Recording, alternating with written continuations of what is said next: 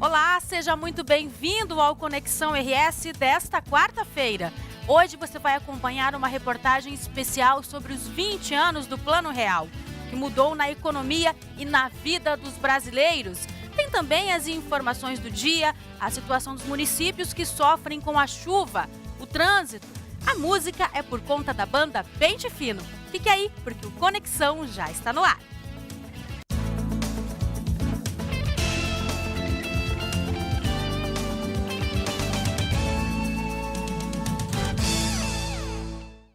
Subiu para 11 mil o número de atingidos pela chuva no norte do estado. Segundo a Defesa Civil, dos 88 municípios atingidos pela chuva, 34 estão em situação de emergência.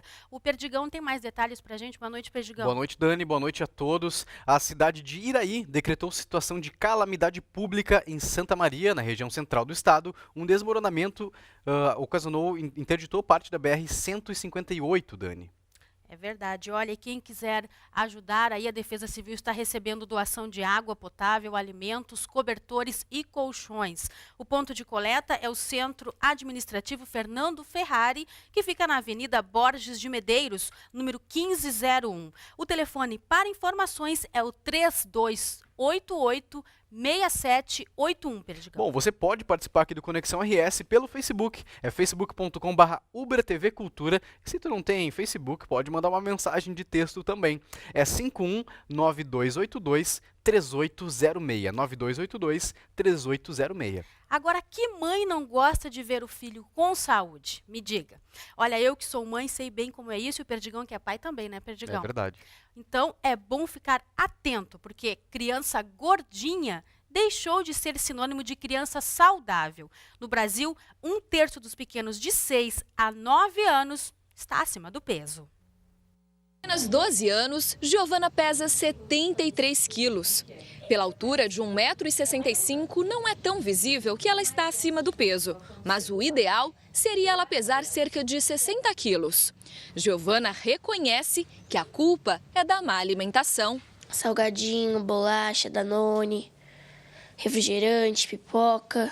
E para piorar a situação, ela fica quase o dia todo no celular e em frente à TV. Por causa da bronquite, tem dificuldade para praticar atividades físicas. Academia eu não gosto não. Giovana passa os finais de semana e as férias na casa da tia Ana Paula. Nesse período, a situação muda. A tia não compra refrigerante e nem guloseimas. Ana Paula conversa com a sobrinha e fala da importância de comer de forma mais saudável. Desde que, 7, 8 anos, eu já comecei a conversar com ela em relação à obesidade, que ela já desenvolveu muito rápido também, mas eu procuro orientar, entendeu? É meu papel de tia, na verdade, mas pelo bem dela. O fenômeno da má alimentação pode se expressar na população independentemente de sexo, idade, raça ou classe social. De acordo com a Organização Mundial da Saúde, cerca de 3 milhões de pessoas morrem por ano por conta de problemas relacionados ao excesso de peso. E tem mais, 1/3 das crianças entre 6 e 9 anos está obesa ou acima do peso. E aqui no Brasil, 1 em cada 3 delas sofre desse mal. O poder aquisitivo da população dos países de desenvolvimento aumentou, o acesso ao alimento e o consumo de alimentos industrializados também aumentou. Consequentemente, aumentou a obesidade.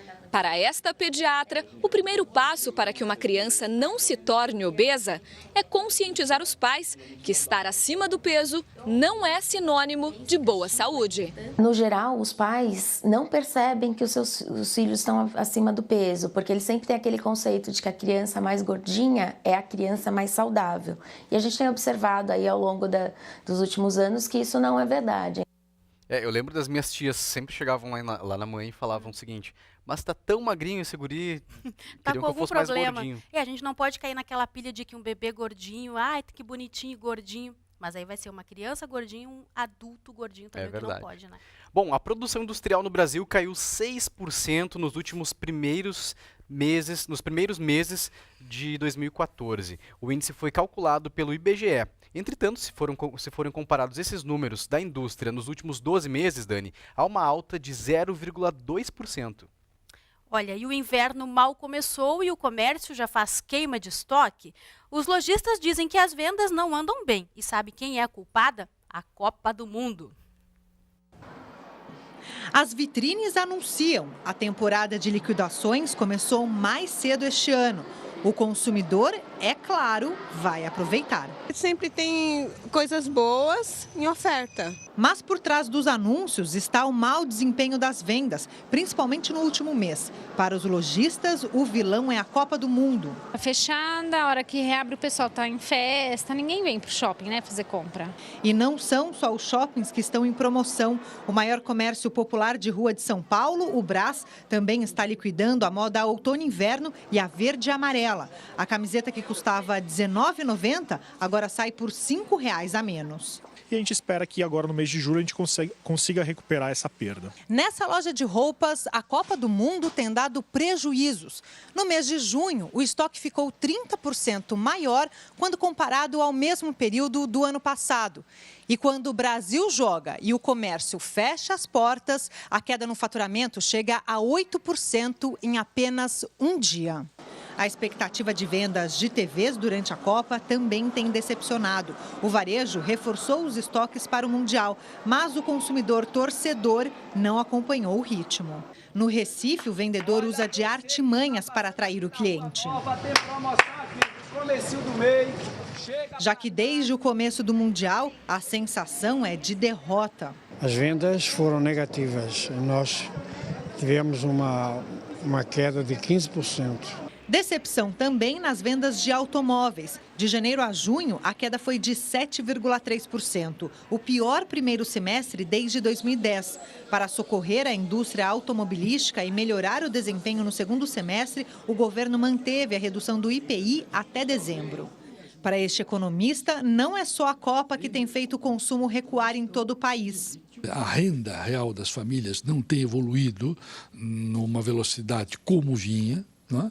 Seja porque as condições de crédito também não são tão favoráveis como eram. A escuridão na BR-448 está com os dias contados, pelo menos no trecho de Canoas. A prefeitura vai substituir o cabeamento subterrâneo pelos fios aéreos. Até amanhã, a luz volta entre a BR-386 e Esteio. Bom, os trechos, Dani, de Esteio e também Sapucaia vão passar também por esse serviço. Os prefeitos vão se reunir com o DENIT para negociar as melhorias. Agora, Perdigão, me diga uma coisa. Você já ouviu falar em camu-camu ou camo-camo? Não, Dani. Não? É um animal? É uma comida? Olha, é uma fruta brasileira e que tem um alto índice de vitamina C. Ela ajuda no combate do diabetes e até retarda o envelhecimento. É bastante exportada e muito conhecida lá fora, porque aqui quase ninguém conhece. Uma frutinha do tamanho de uma uva, sozinha, tem 20 vezes mais vitamina C do que a acerola, 60 vezes mais que a laranja. Esse é o camu-camu, cresce nas margens encharcadas dos rios da Amazônia. No Brasil, o camu-camu é um ilustre desconhecido. Apenas as populações ribeirinhas da Amazônia consomem a fruta, que é prima da jabuticaba, mas bem mais ácida. Quase 100% da produção são exportados para o Japão e para a Europa. A pesquisadora Alice morou 6 anos no Japão.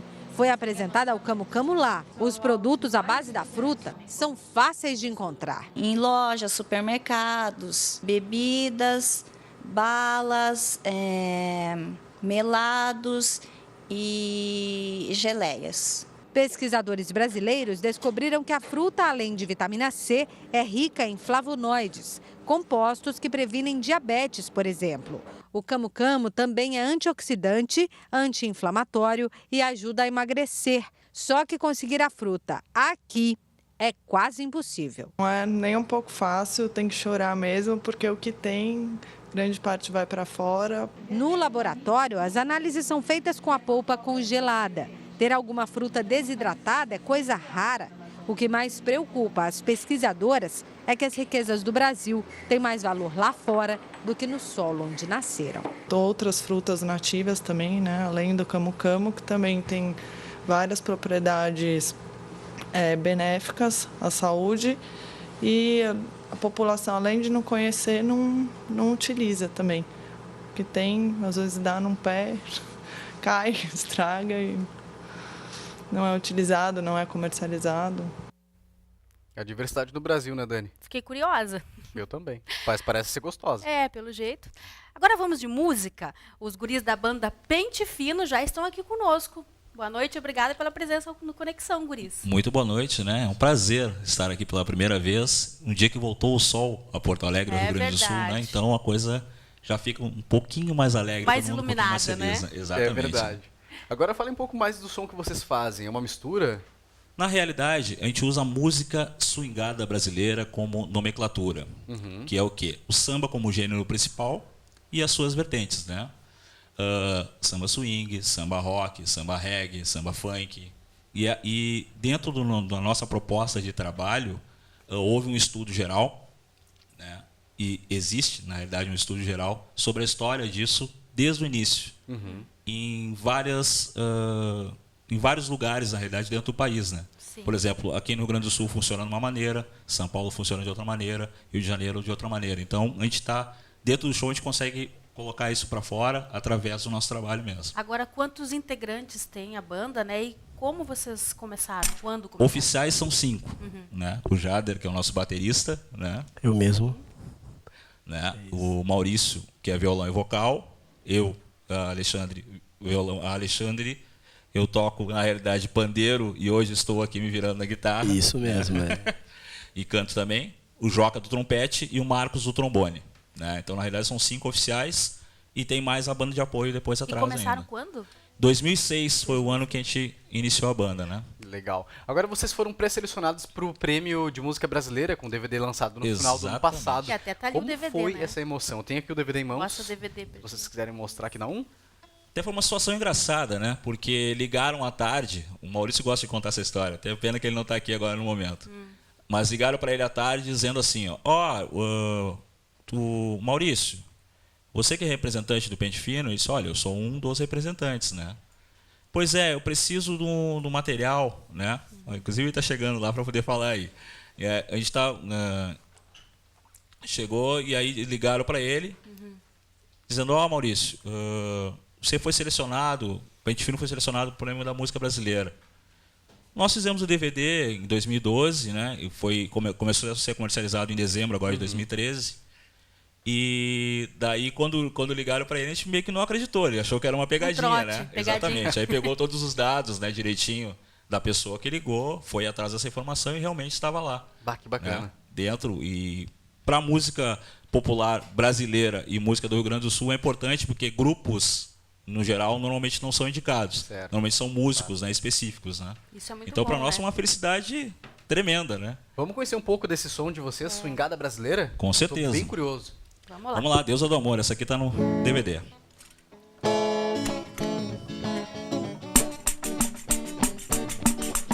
Só alegria. Corro feito um louco atrás de você, mas acho que é melhor tentar te esquecer.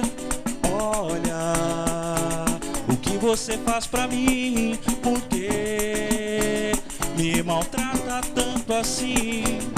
Olha o que você faz pra mim, porque me maltrata tanto assim. Mas saiba, não desisto, meu sonho é te ter. E tudo nessa vida pode um dia acontecer. Deusa do amor me causa essa dor. Vou te provar, só tem um jeito, é se entregar e me amar.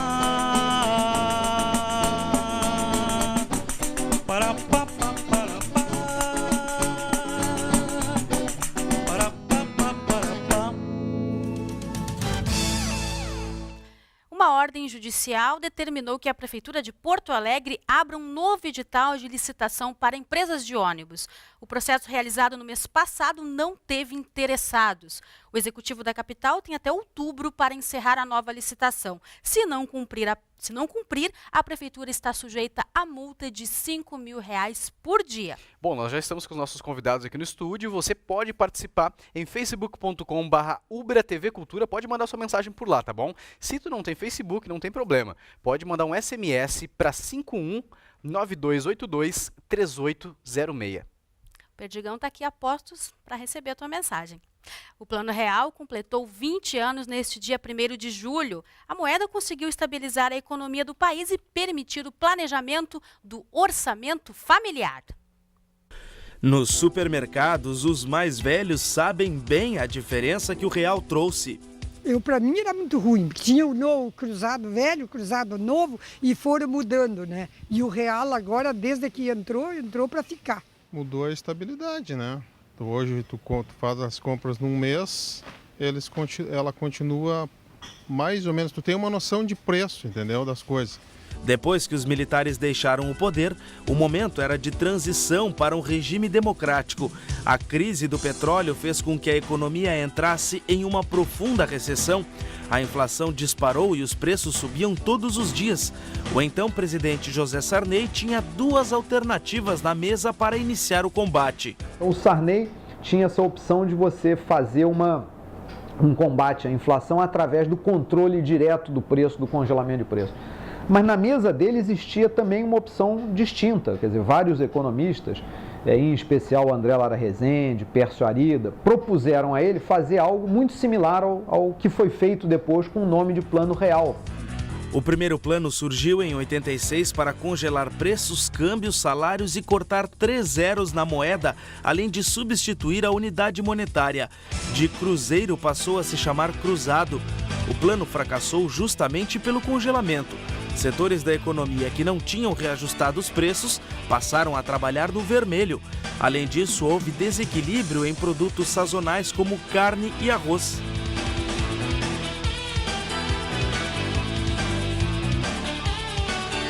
Os planos Bresser e Collor 1 e 2 seguiram a mesma linha do congelamento e da retirada de moeda corrente de circulação. Não deram certo porque especialistas apontam que havia brechas nas regras. Além disso, houve confisco de depósitos e isso gerou indignação. Quem tinha ontem no depósito à vista 50 mil cruzados pode ir ao banco segunda-feira e sacar, se quiser, 50 mil cruzeiros, né? Ou quem tinha isso no overnight. O que excede isso, a parte excedente a esses 50 mil, fica depositada no banco, junto ao Banco Central, sob a titularidade da pessoa física ou pessoa jurídica. Não temos alternativas. O Brasil não aceita mais derrotas. Em 1993, a moeda, que já tinha voltado a ser cruzeiro, se tornou cruzeiro real. Nessa época, a inflação variou entre 30% e 40% ao mês. A partir de fevereiro de 94, o Banco Central criou a Unidade Real de Valor. Era uma espécie de moeda que, na prática, era paga com o valor correspondente em cruzeiros reais. Nós estamos desenhando um programa econômico de estabilização para um país de alta inflação, com crescimento econômico e uma sociedade aberta e democrática que nós queremos mantê-la assim. Esse índice foi aumentando gradativamente. Em 1º de janeiro de 94, a URV valia 2.750 cruzeiros. A unidade então foi transformada em real e a nova moeda passou a vigorar. E essa confiança é o que está mobilizando cada cidadão que deseja o sucesso do plano. Com o dólar equivalente ao real, as empresas ficaram vulneráveis. Muitas não sobreviveram. Quem se manteve, teve de se modernizar e aproveitar a paridade cambial para investir em equipamentos e tecnologia. Ligar o real ao dólar era importante para você quebrar a ideia de inércia e para você introduzir a ideia de uma moeda forte no país. A URV cumpriu um papel muito importante, foi a grande inteligência de construção de programa, porque ela permitiu o alinhamento de preços. Então, todo mundo convergiu para o URV, essa convergência para o URV foi espontânea e, ao convergir, os preços ficaram alinhados. A inflação caiu no primeiro ano para 6%. Os produtos importados ajudaram a segurar os preços. Uma das formas de você conseguir controlar a inflação é dizer para o produtor doméstico que, se ele abusar, né, do ponto de vista de aumento de preços, você sempre tem acesso a um outro produtor de fora do país que vai poder colocar aqui o seu produto a um preço mais competitivo. É claro que um setor ou outro sai prejudicado porque ele, de repente, é exposto à concorrência internacional. Mas, no resultado geral, nós temos hoje uma indústria muito mais complexa e muito mais produtiva e com inovação tecnológica. Porque ela também teve acesso a matérias-primas e a bens de capital de melhor qualidade. A inflação, que girava em torno dos 40% ao mês, passou para 6% ao ano. Foi o menor patamar em mais de uma década. Com isso, os consumidores puderam se planejar. Não era mais necessário fazer rancho para estocar alimentos e os financiamentos passaram a ter parcelas fixas. A moeda estável foi a base para os avanços sociais de hoje. Bolsa Família e Lei de Responsabilidade Fiscal, por exemplo, só são possíveis com a inflação controlada. O primeiro ato na redução da desigualdade foi combater a inflação, foi acabar com a hiperinflação. O segundo ato foi, então, fazer a política social de distribuição de renda.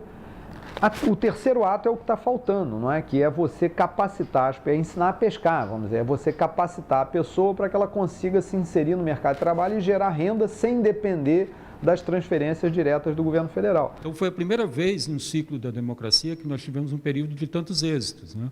O país tem uma moeda estável, nós temos avanços na área social importantes, com mobilidade social importante, uma consolidação da classe média e uma inclusão no mercado de consumo de boa parte das classes mais baixas, com a formação do que ficou conhecido como classe C. Os economistas garantem que o plano foi positivo e essencial. Quem lida com ele todo dia também acha. As coisas parecia que aumentando, né, cada vez mais, e agora não, agora está tudo meio estabilizado, né? Que bom. A gente amplia este assunto agora com o economista da FEE, Robert Ávila. Boa noite, obrigada pela presença. Boa noite, obrigado pelo convite. E também com o professor da UBRA e nosso comentarista, João Portela. Mais uma vez, bem-vindo. Boa noite, Dani. Boa noite, Perdigão. Eu começo perguntando para vocês o seguinte: um dos grandes avanços do Plano Real foi a estabilização da moeda, claro, né, e o combate à hiperinflação que assolava o país. Hoje, quais os desafios? Bom, de fato, não é? Analisando o Plano Real no seu início, ele foi muito bem sucedido, não é, com a estabilização monetária, como foi colocado na reportagem, estava em torno de 50%, chegou a quase 50% ao mês a inflação. E hoje nós temos uma inflação anual que está em 6%, persiste mais ou menos assim nos últimos anos, né? O Plano Real, na verdade, pensando em política econômica, ele findou em 1999, quando tiveram vários contratempos ali que a gente pode abordar na sequência, né, que foi o lado negativo, digamos assim, do plano, que trouxe aumento do desemprego, desequilíbrio nas contas externas, quebra de empresas nacionais. E isso levou ao desemprego e, subsequentemente, houve uma queda então do desemprego com inclusão social. O desafio atual, não é não apenas do Brasil, mas também do mundo inteiro, é ter uma taxa de crescimento acima de 3%, ou pelo menos 3% ao ano, que o Brasil chegou a namorar em torno de 8 anos, né, mas acabou recuando novamente pós-crise de 2008, que perturba o mundo inteiro. Agora, professor, se o Plano Real trouxe a estabilidade, né, porque teve momentos de forte disparada da moeda, como nas vésperas aí da eleição do ex-presidente Lula, em 2002, quando o dólar valia quase R$4, né? Quer dizer, teve períodos bons, mas também teve períodos ruins, né? Na reportagem que foi apresentada, o Portugal relata muito bem, e ele não complementou, mas deixou mais ou menos claro, o Plano Real foi uma primeira etapa. A gente ensina nos manuais de macroeconomia, isso é a primeira lição, né? E a gente normalmente ensina em aulas de macroeconomia que existem 4 metas a serem perseguidas: a estabilidade, o crescimento, o desenvolvimento e a distribuição de renda, né? O Plano Real é essa primeira etapa da estabilidade. Nós precisamos avançar, né, para que essa estabilidade se traduza em crescimento, esse crescimento se traduza em desenvolvimento e, consequentemente, numa distribuição mais equitativa da renda. Que aí nós vamos chegar lá no que a gente pode considerar de a nossa busca constante, que é a melhoria da qualidade de vida, que é expressa pelo desenvolvimento. Então, ele é uma primeira etapa fundamental.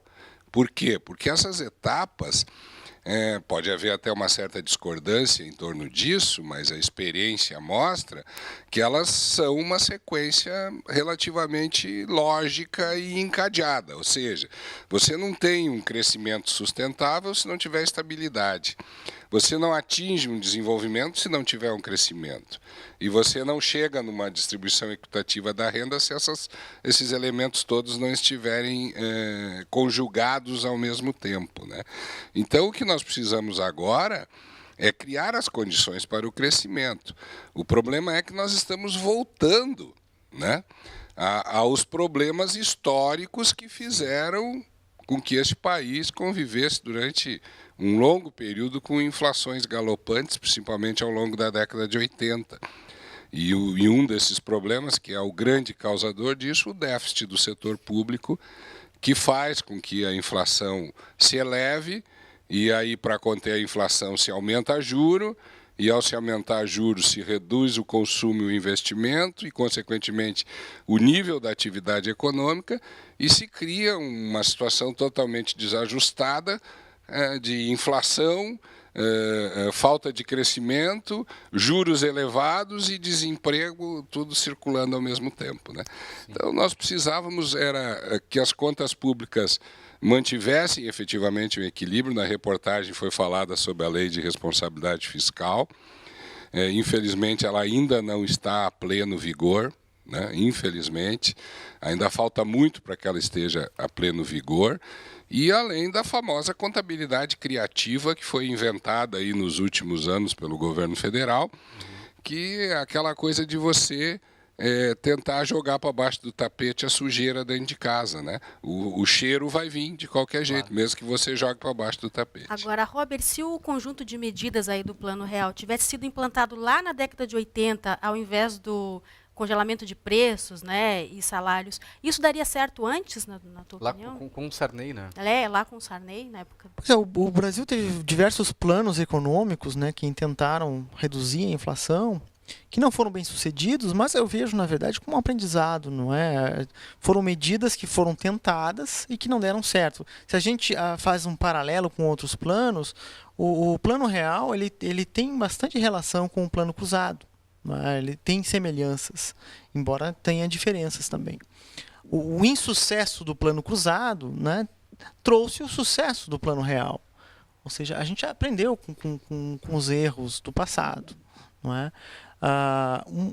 Algo que eu acho bastante interessante no Plano Real é a mudança psicológica que houve ali com a URV, não é? As pessoas passaram a ter uma medida real de valor, e muito da economia monetária ela tem relação com os nossos hábitos, não é? Ou seja, o que vale uma nota? Não vale nada, é um papel. Só que a gente acredita que vale, então isso faz valer. Então essa percepção psicológica de que as coisas dão certo, de que há credibilidade, não é? Faz as coisas funcionarem. E foi isso que aconteceu na implementação da moeda. A temida maquininha, né? Que cada dia era um preço, aquilo ali também fez com que a vida das pessoas, né, as pessoas pudessem consumir mais e mudasse também, né? Sim, certamente. Essa mudança de hábitos, não é, que houve com uma moeda que ocasionasse uma manutenção dos preços em termos relativos, faz com que seja mais fácil a pessoa individualmente fazer decisões de compras, pensar qual é o salário que ela almeja, não é? Quanto custam as coisas. Fazer dívidas também, né? Também é verdade, né? E mesmo para os bancos acaba sendo mais interessante uma moeda estabilizada, porque ele sabe o que pode cobrar, não é? Imaginando que a pessoa vai manter o poder aquisitivo e o valor da dívida também vai ter uma certa manutenção. Bom, nos primeiros meses desse ano, o IPCA 15 ficou em 3,99% e em 12 meses em 6,41%. Mas o governo disse que esse índice não vai passar da meta estipulada, mas a sensação que hoje o consumidor tem no bolso é outra, né? Tem o risco de uma volta de uma hiperinflação? Professor? A pergunta vai para os dois, podem responder, fiquem à vontade. Sim. Olha, não. Aquilo que aconteceu dificilmente vai acontecer, é extremamente improvável, não é? O Brasil aprendeu muito com aquele período e, dicas de passagem, não foi um fenômeno apenas no Brasil, aconteceu diversas vezes ao longo da história da humanidade, né? Teve O Império Espanhol teve hiperinflação, né? Na Alemanha da década de 20 teve hiperinflação, né? Então, diversos países passaram por esses momentos, né? E a gente já sabe o que leva a isso, né? Então, dificilmente, né? Eu diria assim, 99% de chance que isso não aconteça. E nos anos 80, então, não se sabia quais eram as causas que criariam, por exemplo, uma hiperinflação diferente de hoje. Porque o Brasil já tem uma maturidade econômica. Se sabia, não é? Mas o Brasil, particularmente, acabou aprendendo bastante, porque a gente viveu esse período e durou muito tempo, não é? Durou em torno de 15 anos de inflação elevada, embora a hiperinflação tenha sido um pouco mais curta, né? Que a gente pensa a hiperinflação com a inflação acima de 1000% ao ano. Né?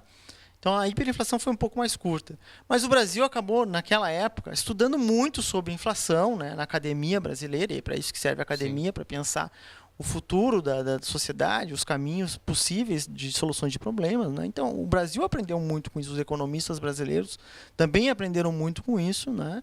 E nesse sentido, se acontecer alguma elevação inflacionária mais problemática, como a que a gente tinha no passado, certamente, não é, a academia vai ser consultada, vai se posicionar e vai acabar tomando as rédeas, que é o que acontece, né? Ou seja, os policymakers, eles não caíram do céu, são pessoas que estudaram esse processo, né, nas universidades brasileiras e no exterior, que aprenderam com isso. Agora, claro que pode ter uma elevação inflacionária, né? Pode chegar, por exemplo, se a inflação subir acima de 10%, a gente tem que olhar com bastante atenção. Né, com bastante atenção. Agora, hiperinflação é extremamente improvável. E o senhor concorda com isso, professor? Eu já manifestei aqui outras vezes a minha opinião. Inflação boa para mim é zero. Qualquer tipo de inflação é ruim, porque ela corrói o valor da moeda. Quando vocês falavam antes sobre a questão da ORV, a ORV foi a mãe de todos os índices. Por quê? Porque quando você tem uma moeda fraca, corroída pela inflação, e é isso que a inflação faz, ela corrói o poder de compra e o valor da moeda, você busca moedas alternativas.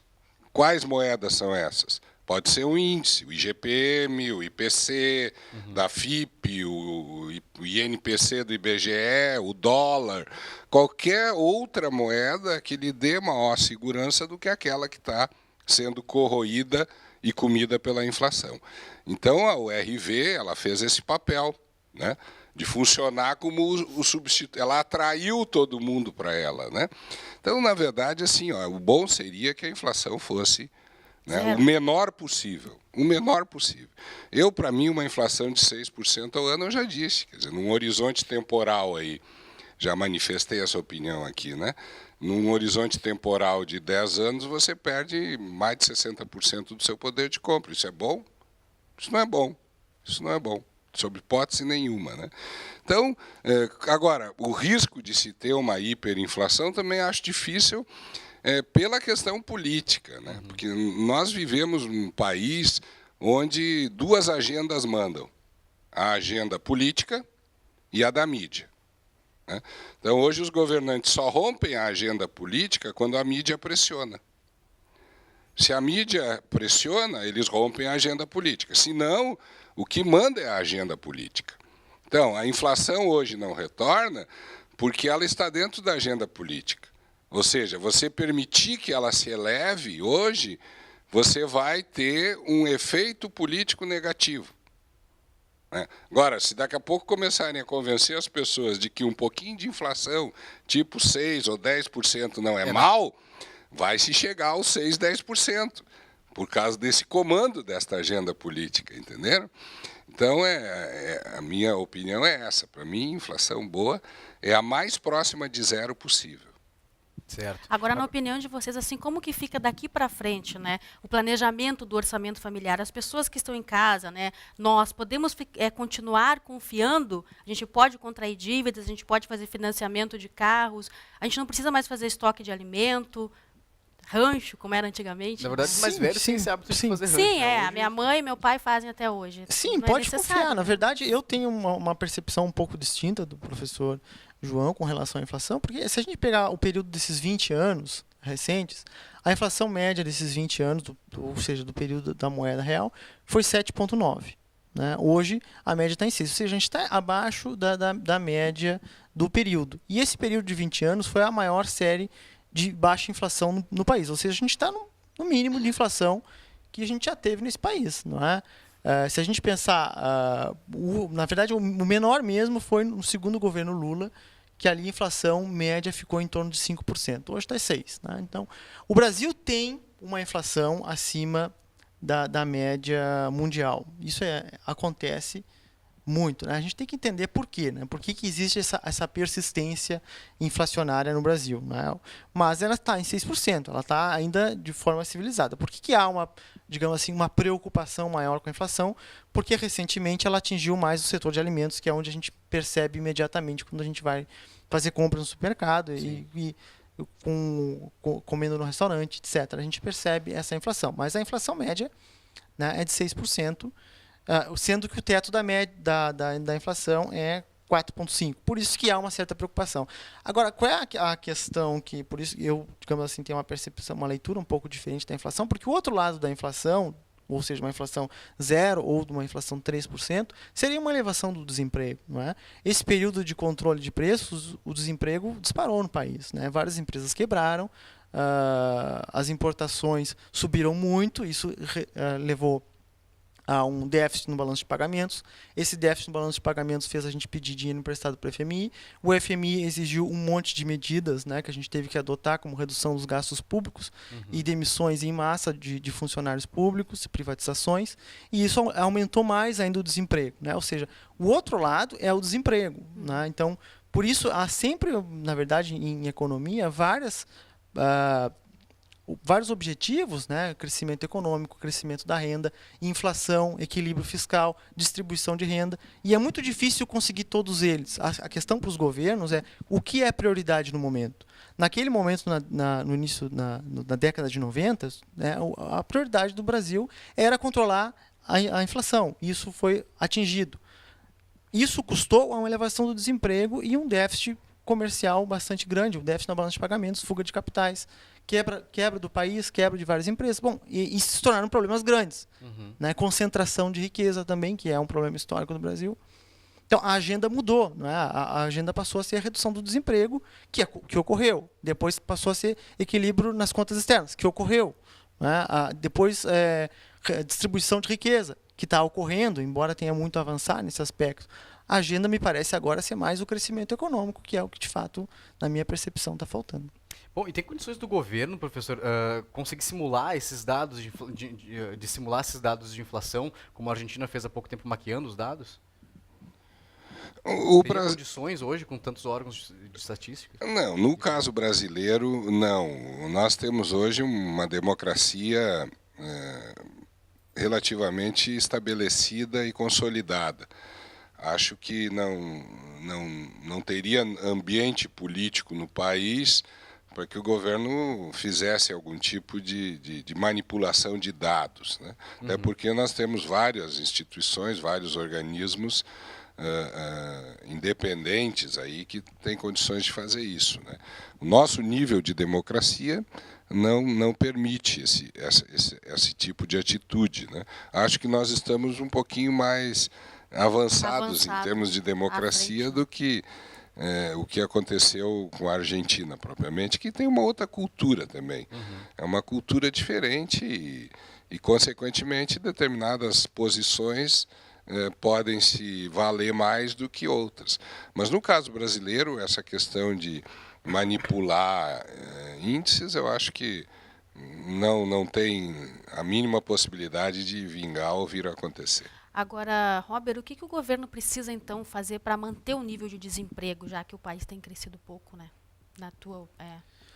Aumentar. Pois é, na verdade, assim, o desemprego hoje no Brasil, se a gente pegar, tem duas grandes medidas, né? Uma é a PED, né, que é feita pelo DIEESE, pela instituição que eu trabalho também, pela FEE, e a outra é do IBGE, que é a mais conhecida, que pega o desemprego formal mesmo, né? E a PED considera também o trabalho informal, como também, eventualmente, desemprego. Tá? Mas, enfim, a taxa de desemprego no Brasil hoje, ela está em torno de 5%, essa do IBGE. Ela é extremamente baixa. Na verdade, é a mais baixa que a gente já teve na história. Então, a gente não tem esse problema de desemprego. Ao contrário, a gente tem um problema de falta de mão de obra, né? O que é surpreendente, na verdade, porque dado que o Brasil está crescendo em média 2% ao ano nos últimos anos, o desemprego já deveria estar começando a aumentar, né? E isso é surpreendente. E, na verdade, o governo tem feito isso. A prioridade máxima do governo atualmente é a manutenção do emprego e da renda do trabalhador, por uma questão política, né? Essa é a prioridade política do governo, mesmo que isso custe eventualmente uma maior inflação ou ainda um desequilíbrio nas contas públicas ou ainda também um desequilíbrio nas contas externas. Falar de pleno emprego? Sim, tem se falado de pleno emprego atualmente no Brasil. As empresas na região metropolitana de Porto Alegre, a taxa de desemprego do IBGE está em 3%. As empresas estão tendo dificuldade de conseguir mão de obra, não é? O que é bom. Eu vejo isso com bons olhos porque tende a valorizar a força de trabalho e também a reduzir a desigualdade também, não é? Porque acaba aumentando o salário. Agora, o lado negativo disso, né, é um pouco de inflação também, porque boa parte dessas pessoas de mais baixa renda estão ganhando mais. Elas ganhando mais significa mais custo para as empresas. Isso elevou, por exemplo, o salário dos funcionários dos restaurantes, o que também ajudou a aumentar o preço. Aumentou o preço do custo da construção civil, porque os pedreiros estão ganhando mais, as faxineiras estão ganhando mais. Ou seja, eu tenho, na variação de preço também, uma questão civilizatória. Ou seja, o Brasil tem uma desigualdade muito profunda, que, aliás, chama atenção no mundo, não é? O Brasil é um país extremamente desigual. A gente tem ricos, pessoas muito ricas, e muitas pessoas muito pobres. Se eu quiser mexer nessa distribuição de renda, necessariamente eu vou ter que mexer no preço, porque dentro do preço eu tenho a remuneração de cada parte da sociedade. A não ser que eu tire de alguém e dê para outro, né? A ausência de crescimento econômico faz com que a única alternativa para eu distribuir renda é essa. Se eu tiver crescimento econômico, eu posso fazer com que os pobres ganhem mais e os ricos ganhem, mas ganhem um pouquinho em termos menos. Continue ganhando mais, mas essa variação é um pouco menor. Então, essa é a dificuldade da ausência de crescimento. Agora, professor, né, na tua opinião, como o real é visto no sistema internacional? É uma moeda forte, considerada forte? É uma moeda estável. Moeda forte são poucas que existem, né? A libra esterlina inglesa é a mais forte. O dólar é considerado mais forte, né? Sim. Mas é uma moeda nossa que tem relativa estabilidade.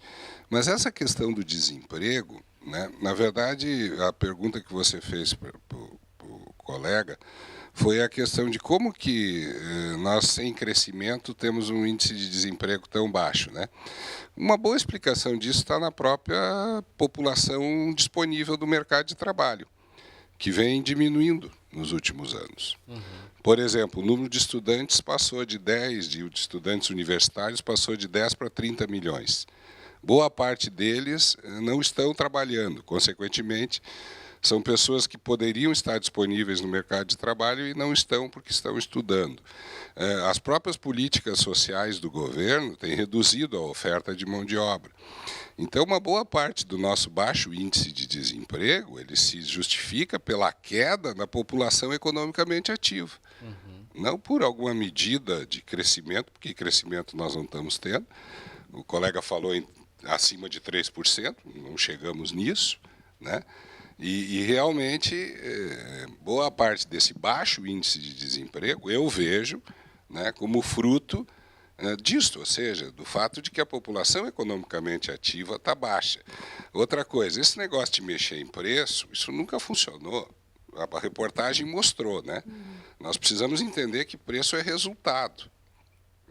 Preço não é causa, ele é consequência. Se você quer alterar alguma condição de preço, você tem que alterar as condições de oferta e de demanda em geral. Não propriamente você atuar diretamente sobre o preço. Essa é uma questão de concepção, são correntes que existem, né? Correntes de pensamento que existem. Mas, toda vez que se tentou mexer em preços, que é o caso brasileiro, e se tentou isso exaustivamente, tinha até a famosa SUNAB, Superintendência Nacional de Abastecimento, ligue para o 106. Qualquer mercadinho que você entrava... O senhor está falando e os rapazes da banca estão só concordando, porque eles se lembram. Qualquer mercadinho que você entrava atrás do balcão tinha o telefone 106. Todos os preços eram tabelados, né? nunca funcionou. Os preços administrados pelo governo são os que mais subiram nos últimos anos. Transporte, remédio, telefone, energia, água, enfim. Então, esse tipo de medida, de controle de preço, eu sinceramente não acredito nela, ela não vai funcionar. Né? Realmente esse problema de distribuição é grande, é forte. Também boa parte dele é fruto de anos e anos contínuos de inflação, porque a inflação é altamente concentradora de renda, né? Porque ela faz, através do imposto inflacionário, ela literalmente retira a renda do bolso da camada média e baixa da população e coloca no bolso da camada mais alta através dos mecanismos do sistema financeiro, do mercado financeiro. Então, para nós conseguirmos redistribuir essa renda, nós precisamos de, no mínimo, mais uns 20, 30 anos de estabilidade e uns 10 anos contínuos de um bom crescimento, um crescimento acima desses 3% que o colega falou. Se nós conseguirmos juntar essas duas coisas, eu acredito que nós conseguimos redistribuir bem melhor a nossa renda. Agora, Robert, para encerrar rapidamente, eu queria a tua opinião, então. O real é uma moeda forte? Não. Esse termo moeda forte, né, ele é um termo mal colocado, na verdade, né? Moeda forte, se a gente for observar, seria uma moeda que tem aceitabilidade internacional, né? Conversibilidade internacional, que não é o caso do real, né? O que ocorreu naquele período foi uma moeda sobrevalorizada, isso sim, né? E isso continua sendo, né? O real é uma das moedas mais sobrevalorizadas no mundo, mas não é uma moeda aceita internacionalmente. Isso faz uma moeda forte. Eu tenho poucas moedas que são fortes, né? Tem o dólar, tem o euro, né? O iene um pouco menos, a libra esterlina, né? O franco suíço, e a gente para por aí. Tá certo, então eu quero agradecer mais uma vez a presença do economista da FE, Robert Ávila, e do nosso parceiro aqui do Conexão e com o nosso comentarista, o professor João Portela, aqui da UBRA. Vamos agora conversar com os guris, né? Mais um pouquinho aqui da Pente Fino. Ficaram quietos ali ouvindo sobre a inflação. Ficaram concordando muito, preocupados. É um assunto que, na verdade, impera em todos nós, né? É verdade. É importante. Agora a banda está maior, os outros dois integrantes chegaram. Chegando. E antes de música, eu queria saber quem são os ídolos de vocês. Olha, são tantos dentro dessa música brasileira que a gente acaba... Vocês estavam cantando o Seu Jorge aqui antes também, tem o Seu Jorge, tem... Porque essa coisa da música swingada brasileira, essa nomenclatura que nós utilizamos para o nosso trabalho, que ela está totalmente ligada ao samba rock, samba swing, o samba, enfim... dentro. É muita gente. A gente pode dizer Jorge Benjor, daqui Bedeu, Roberto Carlos, Erasmo Carlos, Raça Negra, só para contrariar... Então é um leque muito grande. Emílio Santiago. Vamos de música, então? Vamos fazer uma música, mais uma vez, que foi uma regravação está no nosso DVD, como o Alexandre já tinha apresentado. Vamos swingar um pouco. Vamos lá.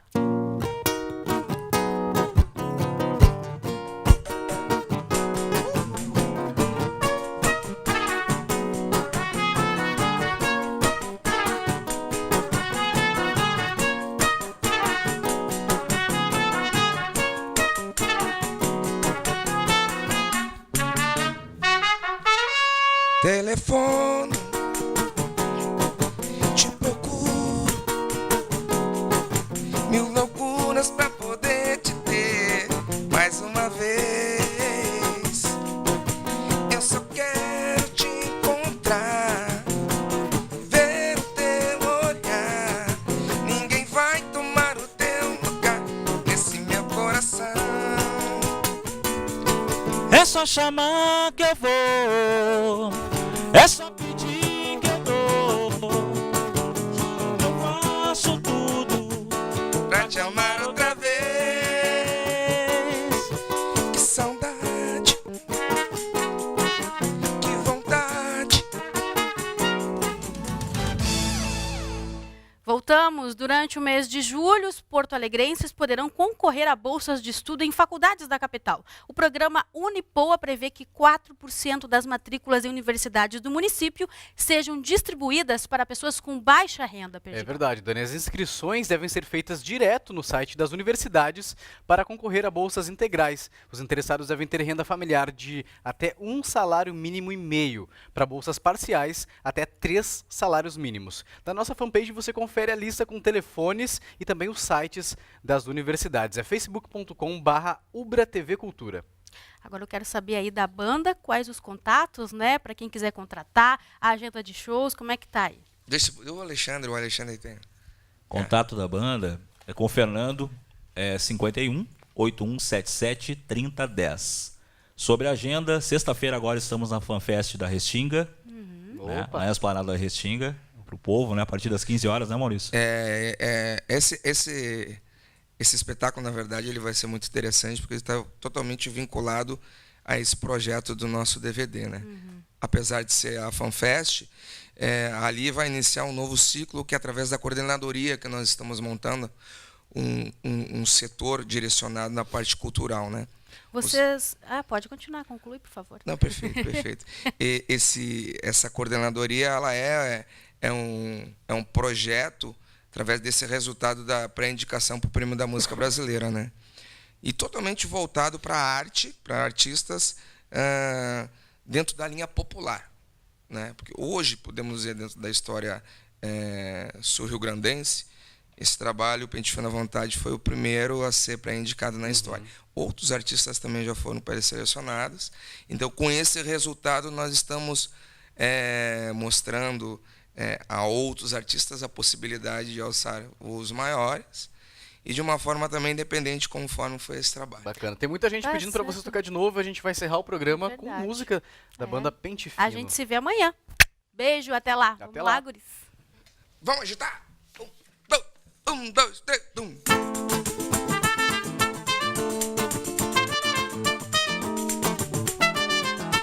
Pente Fino no Conexão.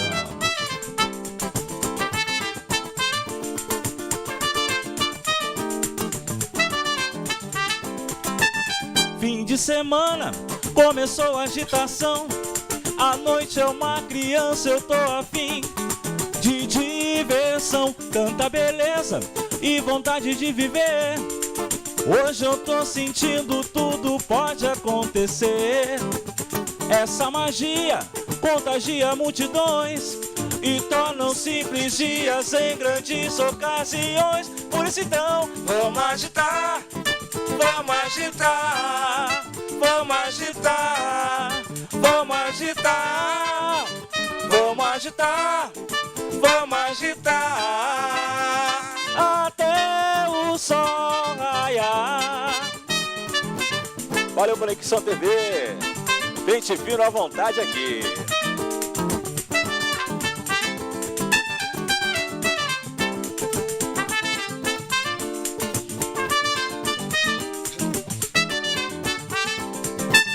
Fim de semana, começou a agitação. A noite é uma criança, eu tô afim de diversão. Tanta beleza e vontade de viver. Hoje eu tô sentindo tudo pode acontecer. Essa magia contagia multidões e torna os simples dias em grandes ocasiões. Pois então